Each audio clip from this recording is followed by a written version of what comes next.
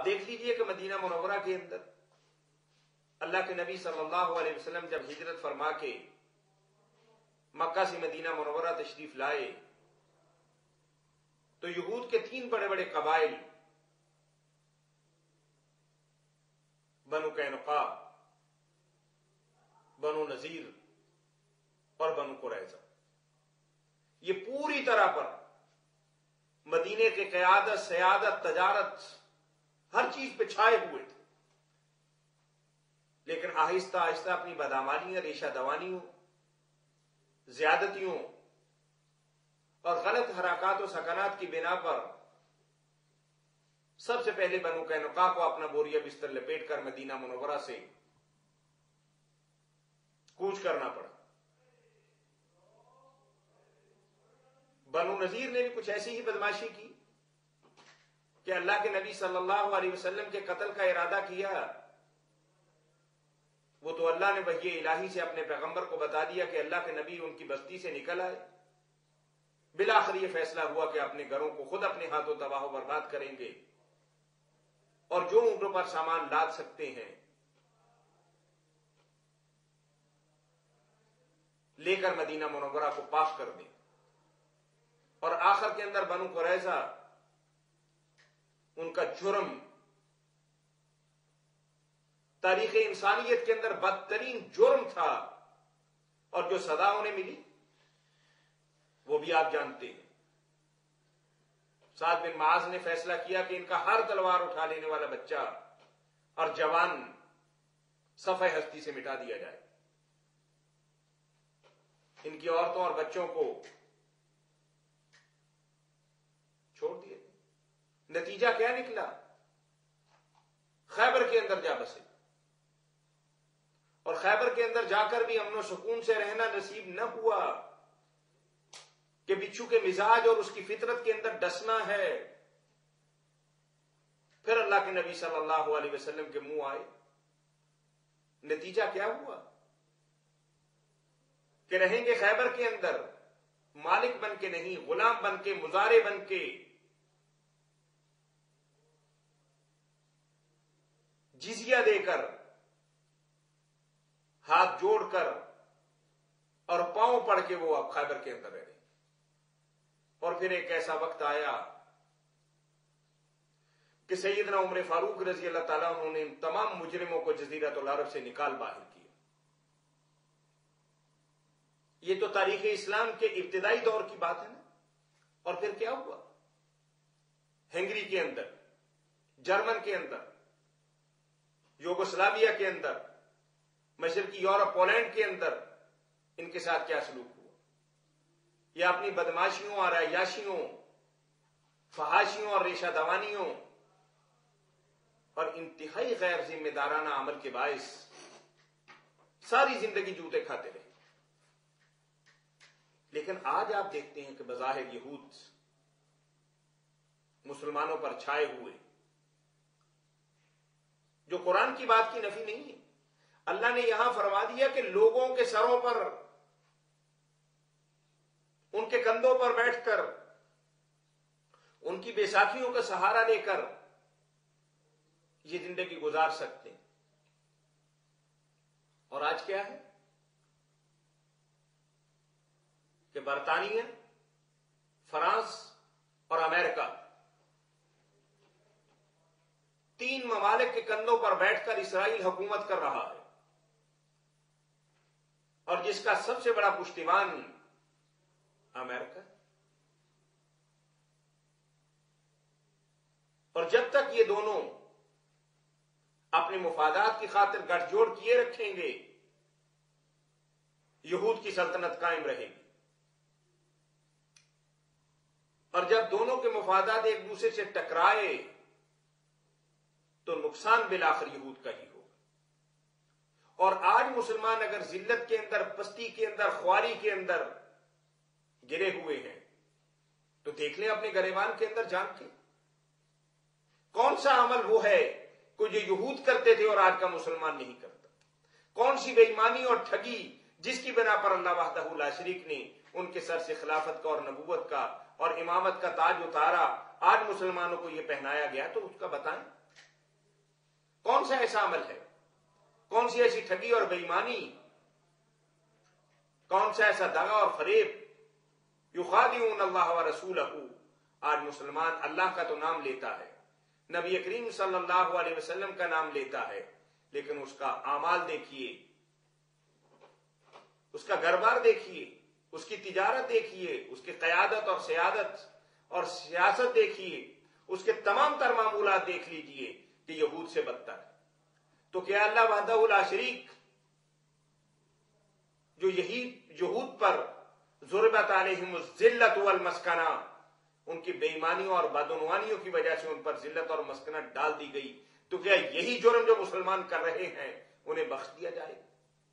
اور یہ ذلت و خواری اس وقت تک مسلمانوں پر رہے جب تک وہ اپنے معمولات کو اور معاملات کو بدل نہیں لیں، جب تک وہ اللہ کا نام حقیقی طور پر لینا نہیں شروع کرتے، جب بھی وہ اللہ کے نبی صلی اللہ علیہ وسلم کی ذات گرامی کو مکمل طور پر اسوہ حسنہ کے طور پر اپنائیں گے اور تمام تر وابستگیاں چھوڑ کر تمام جھوٹے خداؤں کی نفی کرنے کے بعد اللہ کی ذات کے ساتھ اور اس کے دامن کے ساتھ وابستہ ہو جائیں گے، وَلِلَّهِ الْعِزَّةُ وَلِرَسُولِهِ وَلِلْمُؤْمِنِينَ، پھر وہی مرتبہ اور مقام اور حیثیت مسلمانوں کو حاصل ہو سکے۔ لیکن اگر وہی طریقے چلتے رہے تو پھر یہی حال ہوگا، یہی انجام ہوگا، اور یہی جوتے پڑیں گے، ناک بھی رگڑیں گے، اور کوئی ان کا پرسان حال نہیں ہوگا، اور ان کی داستان تک بھی نہ ہوگی داستان۔ اور پھر اللہ نے فرمایا کہ کچھ اہل کتاب اچھے لوگ بھی ہیں، جیسے حضرت عبداللہ بن سلام ہیں، نجاشی ہیں، کچھ اور لوگ ہیں، قرآن اس کی وضاحت کرتا ہے، سبھی کی نفی نہیں کرتا، لیکن اللہ کہتے ہیں کہ ان کی اکثریت، بلکہ غالب اکثریت بے ایمان اور بددیانت اور بدکار ہے، اور ان کا یہی انجام ہونا چاہیے۔ کنتم خیر امۃ اخرجت للناس، تم بہترین قوم ہو، بہترین امت ہو، بہترین گروہ ہو، بہترین افراد ہو، جو لوگوں کے لیے اچھائی کا حکم دینے والے اور برائی سے روکنے والے، وَتُؤْمِنُونَ بِاللَّهِ، اور اللہ پر ایمان لانے والے۔ یعنی پہلی بات کہ تم خود دل و جان کی گہرائیوں سے اللہ اور اس کی ذات کو مانو، قرآن اور قرآن کی تعلیمات کو تسلیم کرو، اور اللہ کی حاکمیت تمہارے دل دماغ کے اندر بیٹھ جانی چاہیے، اور پھر یہی جذبہ لے کر تم اٹھو اور پوری دنیا سے اللہ کی حاکمیت کا اقرار کراؤ، قرآن کے احکامات ان تک پہنچاؤ، اور اسلام کی تعلیمات کے مطابق انہیں زندگی بسر کرنے کی بات کرو۔ وَلَوْ آمَنَ أَهْلُ الْكِتَابِ لَكَانَ خَيْرًا لَهُمْ، اگر اہل کتاب ایمان لے آتے تو کیا ہی بلا تھا، بہت ہی کھری بات تھی، بہت ہی اچھا ہوتا۔ تو یہ تو داد و تحسین والی بات ہے۔ منہم المؤمنون، ہاں کچھ لوگ ایمان لانے والے بھی ہیں، کچھ لوگوں نے لا الہ الا اللہ کا اقرار کیا، وَأَكْثَرُهُمُ الْفَاسِقُونَ، اور اکثر تو راہ راست سے بھٹکے ہوئے ہیں، اللہ کی حدود کو پامال کرنے والے، قرآن کو، اسلام کو اور نبی کریم صلی اللہ علیہ وسلم کی ذات اقدس کو نعوذ باللہ ٹھکرانے والے۔ لَن يَضُرُّوكُمْ إِلَّا أَذًى، اگر تم سے کبھی جھگڑا ہو جائے، غالب نہیں آئیں گے، فتح یاب نہیں ہوں گے، حاکم نہیں بنیں گے، ہاں تمہیں اذیت کے اندر، تکلیف کے اندر، دکھ کے اندر اور پریشانی کے اندر یقیناً مبتلا کر سکتے۔ وَإِن يُقَاتِلُوكُمْ يُوَلُّوكُمُ الْأَدْبَارَ، اگر کبھی تم سے مڑ بھیڑ ہو گئی، آمنا سامنا اور پالا پڑ گیا، اور ہتھیار باندھ کے آگے آ گئے، تو دم دبا کے بھاگ جائیں، میدان کے اندر ٹکیں گے نہیں، کتنے ہی ہتھیار ان کے پاس ہوں، سینے پر وار کرنے والے نہیں ہیں، یہ تو آستین کے سانپ ہیں،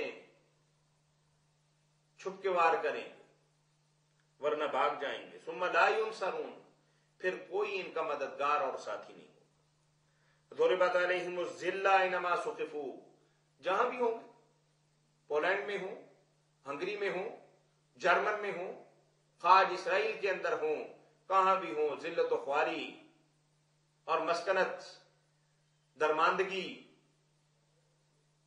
خانہ بدوشی ان کا مقدر ہے.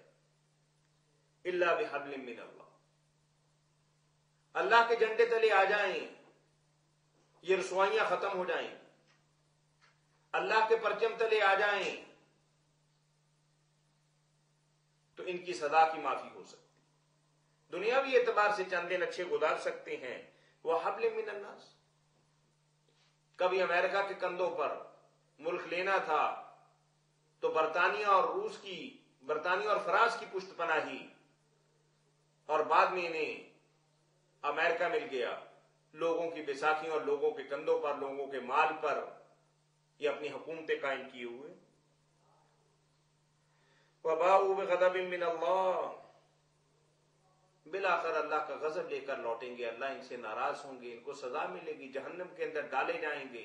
دنیا کے اندر بھی رسوائی اور آخرت کے اندر بھی ان کا انجام بہت ہی برا ہوگا.